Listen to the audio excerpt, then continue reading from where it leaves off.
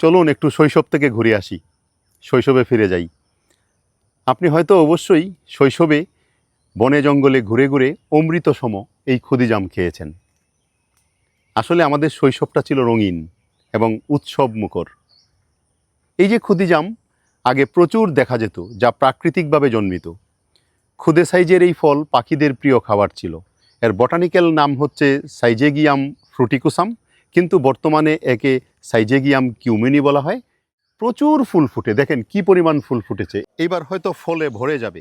এর অনেক নাম আছে, যেমন বনজাম, ক্ষুদিজাম, কাকজাম, পুটিজাম, পুতিজাম ইত্যাদি নামে দেশের বিভিন্ন অঞ্চলে এটা পরিচিত।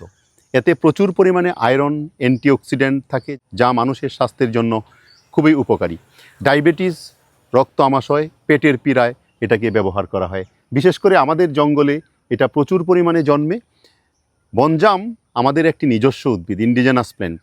এটি সাধারণত গাজীপুরের লালমাটি অঞ্চল, ময়মনসিংহের বিভিন্ন অঞ্চলে প্রাকৃতিকভাবে প্রচুর পরিমাণে জন্মাতে দেখা যায়। যদিও আজকাল এটি কমে গেছে, আধিক্য কমে গেছে। এটি প্রচলিত জামের মতো নয় এবং আকারে অনেক ছোট, কিন্তু ছোট হলেও ওয়াইল্ড লাইফ সাপোর্টিং হিসাবে অত্যন্ত গুরুত্বপূর্ণ একটি উদ্ভিদ হচ্ছে এই ক্ষুদিজাম বা বনজাম।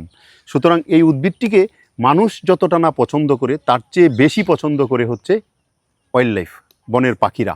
বনের পাখিরা খেয়ে যেহেতু তাদের লাইফ সাইকেল সম্পন্ন করে এবং ফুড চেইনে একটা গুরুত্বপূর্ণ ভূমিকা পালন করে, সো দ্যাট এই যে আপনারা দেখছেন ক্ষুদিজাম, এই ক্ষুদিজামটি অত্যন্ত উপকারী একটি উদ্ভিদ মানুষের জন্য, পরিবেশের জন্য এবং প্রতিবেশের জন্য।